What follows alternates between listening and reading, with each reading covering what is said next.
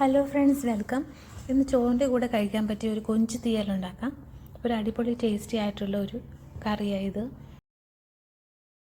കൊഞ്ച് നന്നായിട്ട് കഴുകി വൃത്തിയാക്കി എടുത്തതിലേക്ക് 1 ടേബിൾ സ്പൂൺ മുളക് പൊടി ചേർക്കുന്നുണ്ട്.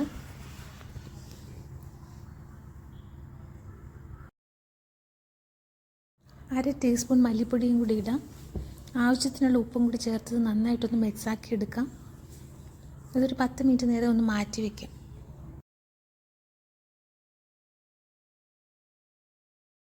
തേങ്ങ വറുത്തെടുക്കാൻ വേണ്ടി ഒരു പാത്രത്തിലേക്ക് 2 ടേബിൾ സ്പൂൺ വെളിച്ചെണ്ണ ചേർത്തിട്ടുണ്ട്. ഇതൊന്ന് ചൂടായി വരുമ്പോഴത്തേക്ക് ഇതിലേക്ക്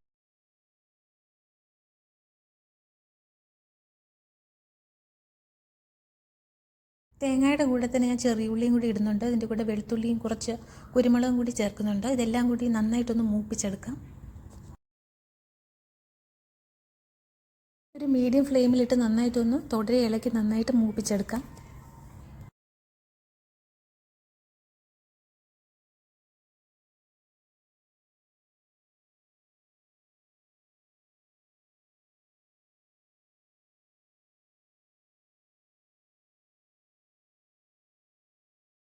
ഇപ്പോൾ തേങ്ങയുടെ കളറൊക്കെ മാറി വരുന്നുണ്ട്. ഇതിലേക്ക് ആവശ്യത്തിനുള്ള പൊടികൾ ഓരോന്നായിട്ട് ചേർക്കുന്നുണ്ട്. അര ടീസ്പൂൺ മല്ലിപ്പൊടി ഇടാം. ഇതൊന്ന് മൂത്തതിന് ശേഷം ഇതിലേക്ക് 1 ടേബിൾ സ്പൂൺ മുളക് പൊടിയും കൂടി ചേർക്കുന്നുണ്ട്.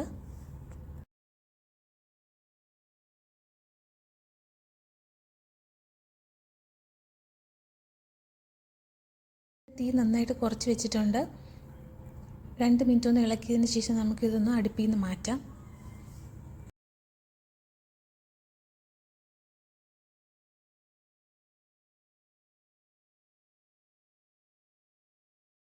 ഞാനിത് ഫ്ലെയിം ഓഫ് ചെയ്ത് വെച്ചിട്ടുണ്ട്.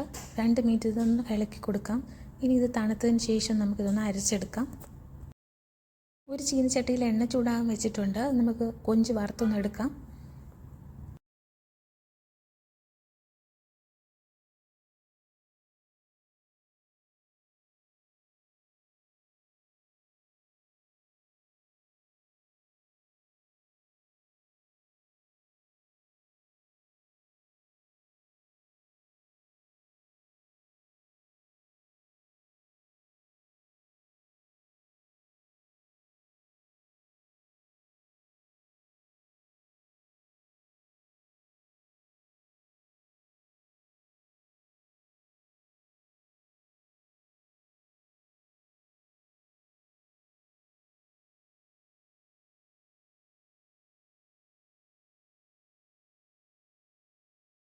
ഇടയ്ക്ക് ഇതൊന്ന് ഇളക്കി തിരിച്ചും മറിച്ചിട്ട് നന്നാക്കി ഒന്ന് റോസ്റ്റാക്കി എടുക്കാം.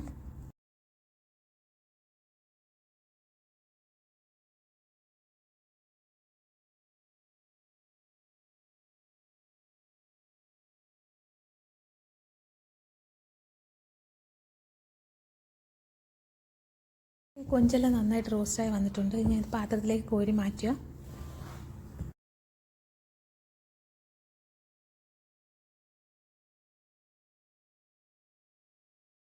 പാത്രത്തിൽ തന്നെ 1 ടേബിൾ സ്പൂൺ എണ്ണയും കൂടി ഒഴിച്ചിട്ടുണ്ട്. പച്ചമുളക്, ഇഞ്ചി, വെളുത്തുള്ളി ഇതെല്ലാം ഇട്ടൊന്ന് മൂപ്പിച്ചെടുക്കാം. ഇതിലേക്ക് സവാള അരിഞ്ഞതും കൂടി ചേർക്കുന്നുണ്ട്.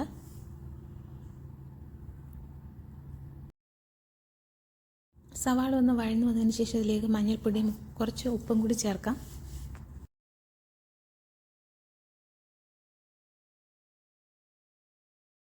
ഇതെല്ലാം ഒന്ന് മൂത്ത് വരുമ്പോഴത്തേക്കും തേങ്ങ ഒന്ന് അരച്ചെടുക്കാം.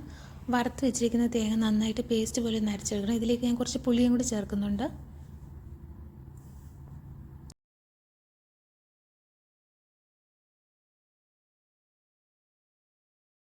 അരച്ചെടുത്തത് നന്നായിട്ട് വെള്ളം കൂടി ചേർത്ത് ഒഴിക്കുന്നുണ്ട്. ഇനി ഇതൊന്ന് തിളച്ച് വരാൻ വേണ്ടി വെയിറ്റ് ചെയ്യാം. ഒന്ന് തിളയായതിന് ശേഷം നമുക്കിതിലേക്ക് കൊഞ്ചും കൂടി ചേർക്കാം.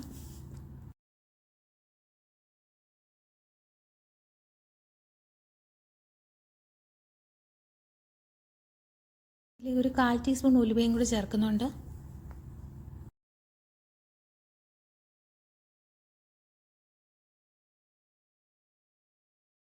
ഒരു ചെറിയ തക്കാളി കട്ട് ചെയ്തതും കൂടി ചേർക്കുന്നുണ്ട്.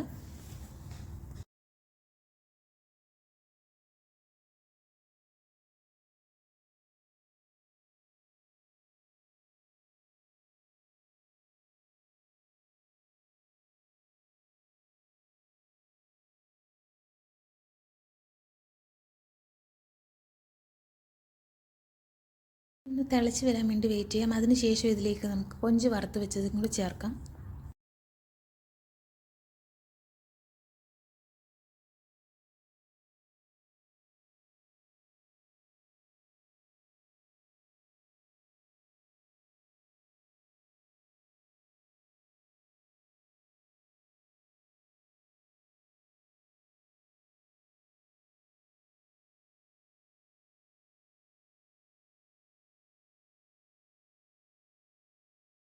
നന്നായിട്ടൊന്ന് തിളയ്ക്കാൻ വേണ്ടി വെയിറ്റ് ചെയ്യാം. 2-3 മിനിറ്റിന് ശേഷം നമുക്കിതൊന്ന് തുറന്ന് നോക്കാം. നന്നായിട്ട് തിളച്ചൊന്ന് കുറുകി വരാൻ തുടങ്ങിയിട്ടുണ്ട്. ഞാൻ ഫ്ലെയിം ഓഫ് ചെയ്യുന്നുണ്ട്. ഇത് ചോറിൻ്റെ കൂടെ കഴിക്കാൻ പറ്റിയ ടേസ്റ്റി ആയിട്ടുള്ളൊരു റെസിപ്പിയാണ്. എല്ലാവരും ഇത് വീട്ടിൽ ട്രൈ ചെയ്യണം, ഈ വറുത്തരച്ച് വെച്ചിരിക്കുന്ന കൊഞ്ച് കറി. ഇനി വേറെ ഒരു വിഭവമായിട്ട് വീണ്ടും വരാം. Thanks for watching.